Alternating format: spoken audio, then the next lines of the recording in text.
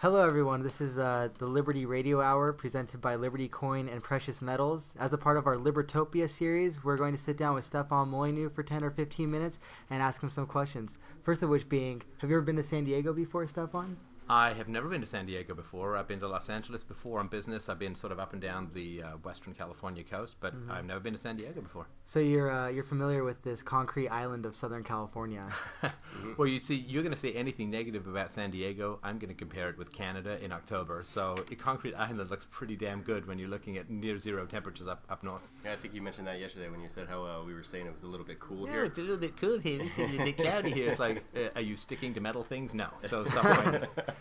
I think some of the things we'd like to focus on is really the economic outlook in which we all find ourselves. We've heard things from economists such as David Friedman, who believes that we might not experience hyperinflation or inflation any worse than it already is. Not to put words into his mouth, but that's the impression I've got. All the way to people who think that this is going to collapse at any time, and they're in some third world country, I guess under the assumption that since these countries are poor, they have a little bit less further to fall.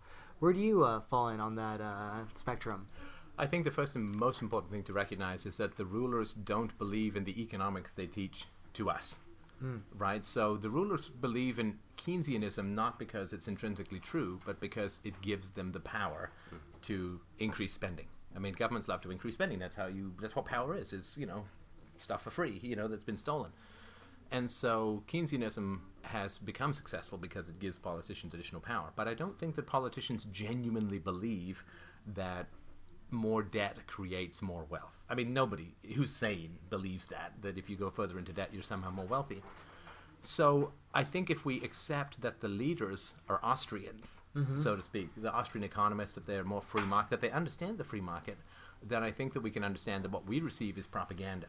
I don't know if you've read 1984, but O'Brien takes sort of Winston Smith into the inner circle, and they realize that most of what the inner circle, they know that what they're saying is nonsense. It's just useful to the outer people. And so if the people in power really do understand free markets and economics, and I believe that they do, because if they don't understand that, they're too dumb to be in power and we're ruled by idiots, which makes us even more of an idiot. Right. So I think they understand it. So I think that they know that there are too many dependent tax livestock, right? They've created too much dependence through the welfare state and through corporate welfare as well.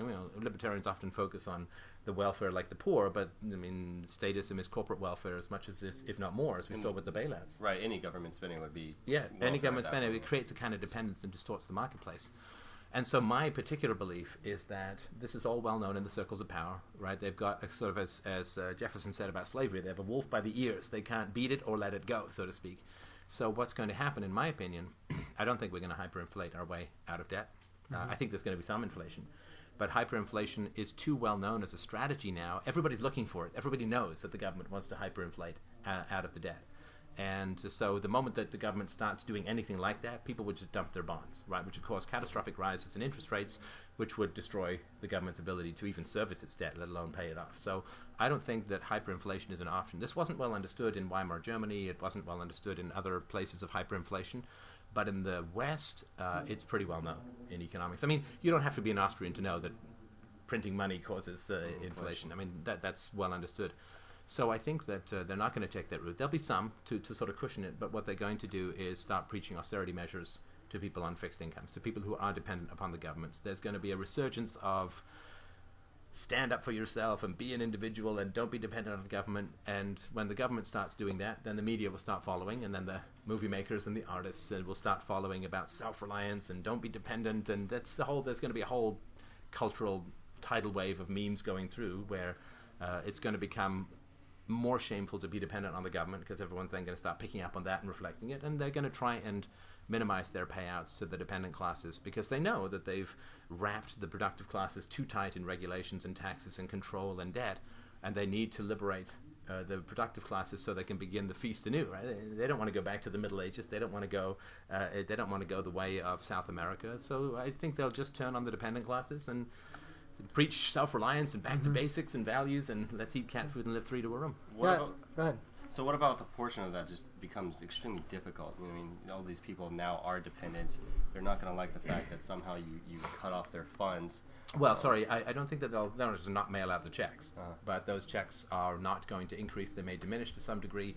Look, if governments can get people to believe that there's a moral crusade somewhere, I mean, America, as we talked about at lunch, America gets involved in World War II. I mean, you got millions of Americans shipped overseas, hundreds of thousands of Americans killed for a European war that had been going on basically for 2,000 years, right? But people did it and that was much more sacrifice than simply a reduction in your social security check. If you can get people to believe that there's some sort of moral crusade, and they bring up the children, you know, we've been wasting the resources of our children. We've been spending the future. We've been selling off the unborn. We have to stop. Mistakes were made. But we all have to pull together now. They'll just get people to accept reduced circumstances. And if they can get the moral message believable across, like, you know, Nazism was about fighting the German tyranny and liberating our brothers in Europe, and fight them over there or fight them over here, and blah blah blah, right? If they can get the moral argument across, the rest will follow easily. The challenge is reversing this thing where the dependents have been seen as genuinely dependent and needy. Now they're going to have to be reframed as greedy and lazy and incompetent, and in need of a swift free market kick to the butt. But people can do that. I mean, they switch this stuff around all the time. And remember, the communists were our deadly enemies for year after year, decade after decade. They wanted to, you know, rape our women and you know, have sex with our dogs and stuff. And now we go to the communists for debt. They lend us money, right? I mean, so you can switch this stuff around easy peasy. People have no sense of memory. And people are so familiar with the Cold War as a proxy war, a hot proxy war after a hot proxy war. But what the IMF and the World Bank had done through their structural readjustments or their austerity measures in the poorer countries really offers us a vibrant record of the way in which the power structure is able to restructure economies. After the Vietnam War, of course, millions of lives lost during that hot war. But from 75 until 80, what a lot of people don't realize is that the International Monetary Fund went in there and then waged a second war, an economic war. And so that gives us sort of a model about what we might see come to the West. It's been experimented with over and over again, and perhaps dialed in a little bit. Yeah. And then you also have, as far as novel ways of bringing in austerity measures, with the environmental movement, you see obviously that the poor people have to tighten their belts, drive their cars less, whatever they're asking of us, when really the Department of Defense is probably the keystone polluter on the planet. Yeah, I mean, if we count bombs as pollution, yeah. We talk about acid rain, how about fragment rain? But yeah, no, that's exactly right. I mean, and the austerity measures that have been preached, I mean, this is a paradox that I can't believe that people in India and China aren't going insane, because for years and years we've been told we need to help the poor, right? I mean, help the poor, and look how many people there are poor in China and India. And so finally, the poor are helped, not through a government program, but through free market reforms that have occurred since the 90s in China and in India. And now that the poor are finally got 50,000 people a month coming into the middle class, I mean, it's the greatest wealth increase and the greatest poverty reduction in history. Are the people who care about the poor really happy about it? Are they just, wow, this is the most wonderful thing? No, because it's against the ideology. This shouldn't be happening because of the free market. So now that the poor are actually finally being helped, or rather they're helping themselves because people are not pointing guns at them for free trade and entrepreneurial activities, now all the leftists are saying, well, they're polluting. You know, now that the poor... See, we wanted the poor to become richer, but we didn't want them to use any energy. We didn't want them to expand. We didn't want them to build anything. I mean, it's completely mental, and the fact that nobody points this out just shows you how crazy our society is. Right. A lot of people are under the impression that the Eastern powers are rising now. We're going to see this new empire building in the East, and that it's time for their civilization to sort of have their time at the center of the world stage.